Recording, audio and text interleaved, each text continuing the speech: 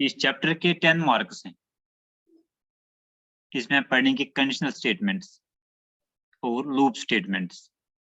Condition में हमारे पास इसमें इफ स्टेटमेंट आता है, इफ एल्स आता है, नेस्ट इफ आता है। ओके, इसके बाद स्विच हमें इसमें पढ़ना है, स्विच स्टेटमेंट, और लूप, लूप में आता है while loop, for loop and do while loop. तो इस इन्हीं के 10 मार्क्स आपको हैं। देखिए, जो हमारे पास होते हैं कंडीशनल स्टेटमेंट, ये हमें डिसीजन मेकिंग में इस्तेमाल होते हैं। ठीक है, फॉर एग्जांपल डिसीजन मेकिंग कहाँ होती है, कहाँ हम डिसीजन मेकिंग में इस्तेमाल करते हैं। फॉर हमारे पास एक किसने नंबर दिया, किसी यूजर ने नंबर दिया, किसी यूजर ने नंबर दिया मुझे 5, मुझे उसको ये बताना है ये ऑड है या इवन है ना। मुझे यूजर को बताना है ये जो उसने नंबर दिया ये ऑड है या इवन है। ठीक है, तो ऑड इवन के लिए क्या फर्क है, ऑड इवन में कैसे मालूम कर सकता हूँ। अगर इसको 2 से बराबर डिवाइड होगा यानी रिमाइंडर 0 आ गया तो इवन है, अगर रिमाइंडर 1 आ गया तो ऑड है ना। कोई भी नंबर अगर हम उसको 2 से डिवाइड करेंगे, डिवाइड करने के बाद अगर रिमाइंडर 0 आ गया वो क्या है, वो इवन नंबर है। अगर रिमाइंडर 1 आ गया तो वो ऑड नंबर है ना। ठीक है, तो वहां हम किसका इस्तेमाल करते हैं, कंडीशन स्टेटमेंट का इस्तेमाल करते हैं, यानी वहां हम इफ का इस्तेमाल करते हैं। If reminder 0 even number, if reminder 1 odd number, है ना। वहां डिसीजन यानी किस पे डिसीजन लेते हैं, रिमाइंडर पे हम डिसीजन लेते हैं। हम रिमाइंडर की तरफ देखते हैं, रिमाइंडर क्या है, अगर रिमाइंडर 0 है तो हम बोलते हैं इवन नंबर है, अगर रिमाइंडर 1 है तो बोलते हैं ऑड नंबर है। ठीक है, तो उस कंडीशन में हम सी प्लस में जब ऐसी कंडीशन आते हैं तो हम वहाँ कंडीशनल स्टेटमेंट का इस्तेमाल करते हैं। यहाँ हमारे पास 3 कंडीशनल स्टेटमेंट होते हैं सी प्लस प्लस में। इफ के 3 हैं, simple if else and nested if. ये हम इंशाल्लाह पढ़ेंगे सारी। यहाँ क्या लिखा है, conditional statement are used to change the flow of program, to change the flow of program execution on certain conditions specified by the programmer। इसी क्या होता है, फ्लो ऑफ प्रोग्राम चेंज होता है। जब प्रोग्राम चलता है वो सीक्वेंशियली चलता है, पहले लाइन नंबर 1 एग्जीक्यूट होगी, फिर लाइन नंबर 2, फिर लाइन नंबर 3, फिर लाइन नंबर 4। लेकिन जब कंडीशनल स्टेटमेंट आता है वहां या तो वो दाएं जाएगा या बाएं जाएगा, है ना। यहाँ दाएं जाएंगे अब इफ आएगा, जब मैं अभी आपको एग्जांपल दी, अगर हमें ऑड एवन निकालना है, ठीक है, अगर ऑड है तो एक सेट ऑफ प्रोग्राम, एक सेट ऑफ लाइंस, एक सेट ऑफ स्टेटमेंट्स एग्जीक्यूट करेगा। अगर इवन है तो दूसरा set of lines, set of statements execute करेगा। यानी एक सूरत में वो एक काम करेगा, दूसरी सूरत में वो दूसरा काम करेगा, यानी फ्लो सेम नहीं रहता है। ठीक है, तो ऊपर क्या चला था, लाइन बाय लाइन। पहले जब इफ आता है, इफ स्टेटमेंट, तो क्या होता है, यहाँ वो एक statement group of statements execute करता है या दूसरा ग्रुप ऑफ स्टेटमेंट्स एग्जीक्यूट करता है। We use relational operators or a combination of relational and logical operators in conditional statements। हाँ, हम यहाँ रिलेशनल ऑपरेटर्स का इस्तेमाल करते हैं, यहाँ दोनों का मिलजुल के इस्तेमाल करते हैं, रिलेशनल ऑपरेटर, लॉजिकल ऑपरेटर्स। मैंने आपको पढ़ा है रिलेशनल ऑपरेटर्स और लॉजिकल ऑपरेटर्स। आप मुझे बता सकते हैं रिलेशनल ऑपरेटर्स में क्या क्या आता है। हाँ, कौन है, दानिया बताइए, रिलेशनल ऑपरेटर्स में क्या क्या आता है।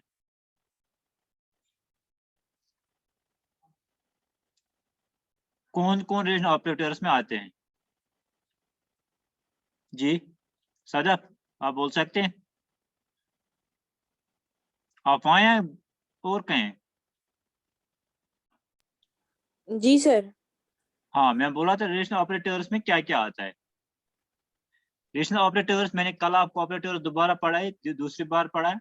रिलेशनल ऑपरेटर में आप दोबारा आपको तीसरी बार ये आपको एक्सप्लेन कर रहा हूँ, रिलेशनल ऑपरेटर्स में क्या क्या आता है। इसमें आता है एक less than, greater than, less than equal to, greater than equal to, not equal to. कितने आ गए, 6 हैं रिलेशनल ऑपरेटर्स। कौन कौन से, यस सर। लेस देन, तो greater, less than, greater than, less than, equal to, greater than, equal to, equal to, not equal to. not equal to. हो गए 6। ये हो गए कौन, ये हो गए रिलेशन ऑपरेटर्स। हाँ, लॉजिक ऑपरेटर्स में क्या क्या आता है? लॉजिक ऑपरेटर्स में आता है एंड आता है, logical and, logical or logical not, logical and, logical or logical Logical, logical not. Logical, ये 3 है, ठीक है, 3 ये है लॉजिकल ऑपरेटर्स। और रिलेशन ऑपरेटर्स 6 हैं, यानी यहाँ इन 6 रिलेशन ऑपरेटर इस्तेमाल करते हैं, या दोनों मिलके रिलेशनल और लॉजिकल ऑपरेटर्स मिलके इस्तेमाल करते हैं। Conditional statements always evaluate true और फॉल्स। जब भी कोई कंडीशनल स्टेटमेंट हम एग्जीक्यूट करते हैं तो उसका जो हमें आएगा रिजल्ट आएगा, वो या ट्रू आएगा या फॉल्स आएगा, है ना। जैसे मैंने आपको, अगर इवन नंबर, अगर कोई नंबर है हमारे पास तो हमें चेक करना है इवन है या ऑड है, तो क्या होगा, या वहां रिमाइंडर 0 आएगा या 1 आएगा, है ना। ठीक है, फॉर एग्जाम्पल ऐसी सिचुएशन, आप किसी रास्ते से, जो आप किसी रास्ते से जा रहे हो, ठीक है, आगे आपको 2 राह आता है, 2 रास्ते आते हैं, एक दाएं जाता है, दूसरा बाएं जाता है, दूसरा रास्ता, ठीक है। आप एक ही रास्ता चुनोगे ना, यहाँ आप दाएं Yes, जाओगे, sir. यहाँ बाएं जाओगे, ठीक है। Right. डिसीजन आप लोगे वहां, मुझे बाएं जाना है या दाएं जाना है, ठीक है। यानी अगर आप दाएं तो ट्रू, बाएं फॉल्स, ठीक है, ओके। यानी कंडीशन स्टेटमेंट या ट्रू आएगा, अगर ट्रू होगा तो एक ग्रुप ऑफ स्टेटमेंट एग्जीक्यूट होगा, अगर फॉल्स होगा तो दूसरा ग्रुप ऑफ स्टेटमेंट एग्जीक्यूट होगा, ठीक। धन्या सरपंच ने,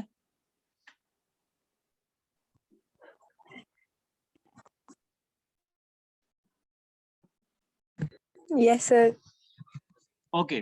टाइप्स ऑफ कंडीशनल स्टेटमेंट्स, इसके टाइप्स हैं कंडीशनल स्टेटमेंट के। एक हो गया इफ स्टेटमेंट, इफ के फिर टाइप्स हैं, simple if statement, if else statement, nested if else statement, nested if else statement. आगे बात समझ में, कितने टाइप हैं इसके? Sir, 3 types. टाइप है इसके, एक है सिंपल इफ, दूसरा है इफ If एल्स, else, तीसरा है nested if nested if else. else। ये 3 है, और एक है वो अलग है, वो है स्विच। यानी बुनियादी तौर कितने हैं? 2, इफ और स्विच, है ना। फिर इफ Yes. के टाइप्स हैं simple if else and nested if else, ठीक है। क्या आगे समझ यहाँ तक? जी ओके, सर। Next slide. अब हम शुरू करेंगे इफ कंडीशनल स्टेटमेंट से। इफ पहले पढ़ेंगे, इफ क्या है। It is used to execute an instruction or block of instructions only if the condition is true. ये हम तब इस्तेमाल करते हैं, if हम तब इस्तेमाल करते हैं जब कंडीशन ट्रू हो। अगर फॉल्स हो तो कुछ नहीं करना है, अगर फॉल्स हो तो कुछ नहीं करना है, ठीक है। अगर ट्रू होगा तो एग्जीक्यूट होगा। क्या एग्जीक्यूट होगा? इंस्ट्रक्शन। इंस्ट्रक्शन होगी एक लाइन प्रोग्राम की, प्रोग्राम की एक लाइन होगी, एक इंस्ट्रक्शन। और ब्लॉक ऑफ इंस्ट्रक्शंस, जहां ब्लॉक ऑफ इंस्ट्रक्शन क्या हो गई? बहुत सारी इंस्ट्रक्शंस।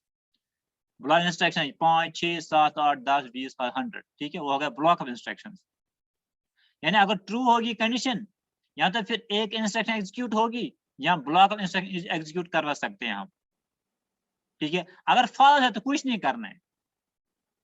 जो सिंपल इफ है इसमें क्या करते हैं, अगर कंडीशन ट्रू है तो ब्लॉक ऑफ इंस्ट्रक्शन या एक इंस्ट्रक्शन एग्जीक्यूट होगी। अगर फॉल्स है तो कुछ नहीं होगा, अगर फॉल्स है तो कुछ नहीं होगा, ओके। फॉर एग्जांपल हम यही लेंगे, मेरे पास कोई नंबर है, मुझे उसको बताएं A1 है, ठीक है, इतना ही बताना। मुझे यूजर पूछ रहा है, आप मुझे बताइए A1 है या नहीं, ठीक है। तो मैं क्या करूंगा, उसको 2 से डिवाइड करूँ, अगर 0 आ गया मैं उसको बोलूं A1 है। बाकी अगर 0 के बगैर और कुछ आएगा मैं कुछ नहीं बोलूंगा। एक ही कंडीशन, जब ट्रू आएगा तब चलेगा, जब फॉल्स आएगा तब कुछ नहीं बोलना है। It a general syntax is, हम एक कैसे लिखते हैं, पहले इफ लिखते हैं। क्या लिखते हैं पहले? इफ। फिर Yes, sir. इसके अंदर लिखते हैं कंडीशन। कंडीशन क्या होती है, ठीक है। If A is greater than B, if B is greater than C, या और कुछ कंडीशन यहाँ लिखते हैं।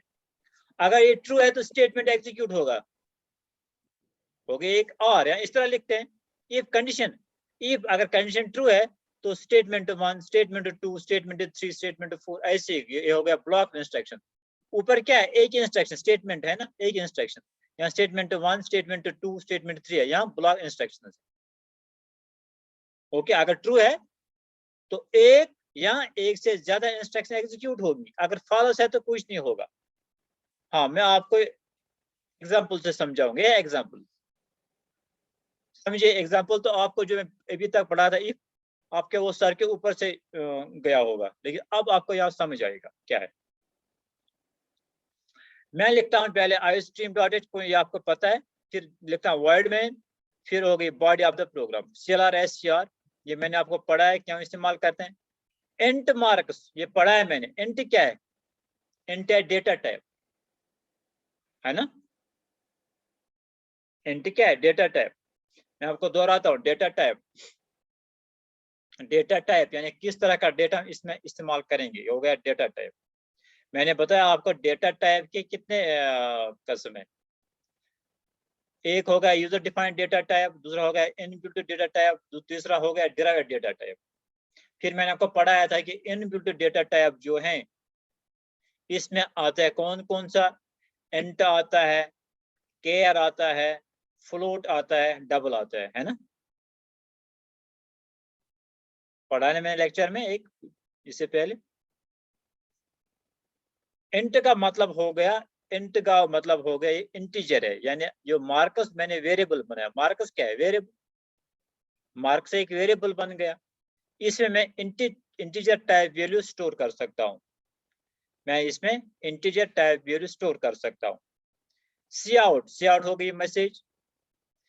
एंटर मार्क्स, मैसेज क्या लिखना है मुझे, मैंने कहा था आपको कि डबल कोट्स में जो भी होगा वो वैसे का वैसे प्रिंट होगा।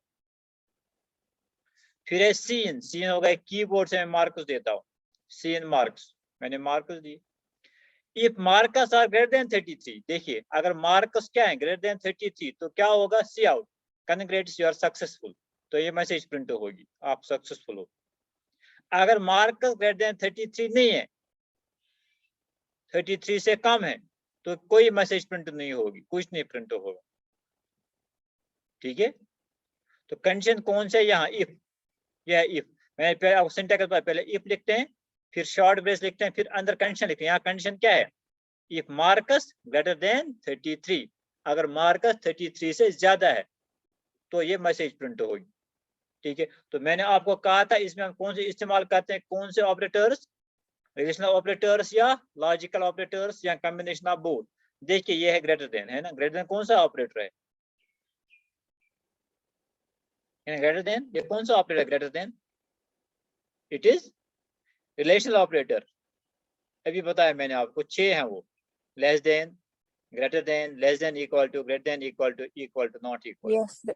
है ना। Not equal. यानी हम Yes, जिस sir. इस्तेमाल करते हैं, हम यहाँ रिलेशनल ऑपरेटर्स का इस्तेमाल करते हैं।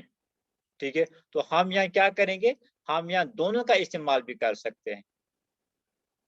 ठीक है, दोनों का इस्तेमाल कर सकते हैं, रिलेशनल और लॉजिकल का, वो हम आगे पढ़ेंगे, थोड़ा Yes, sir. आप इस वक्त वो मुश्किल हो जाएगा।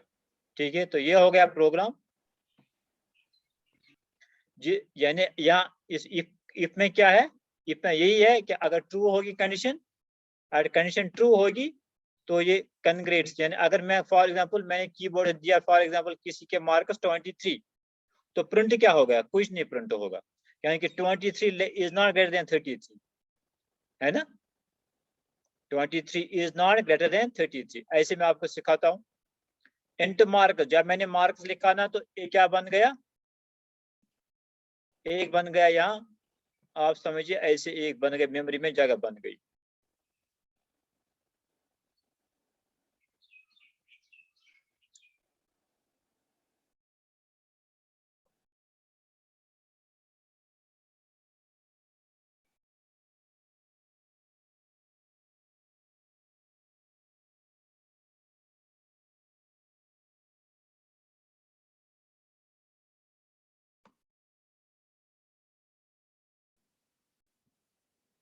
ऐसे बन गए,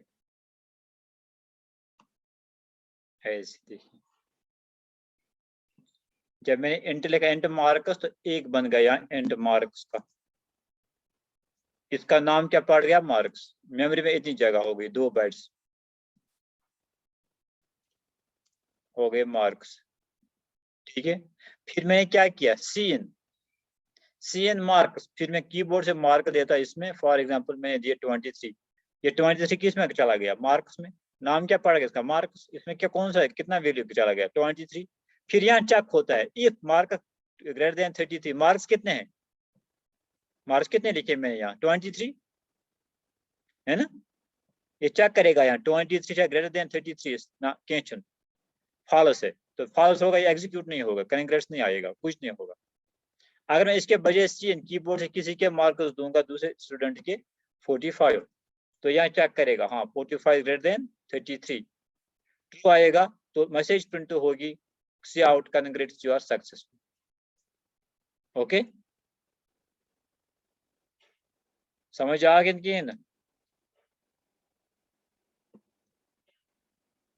हेलो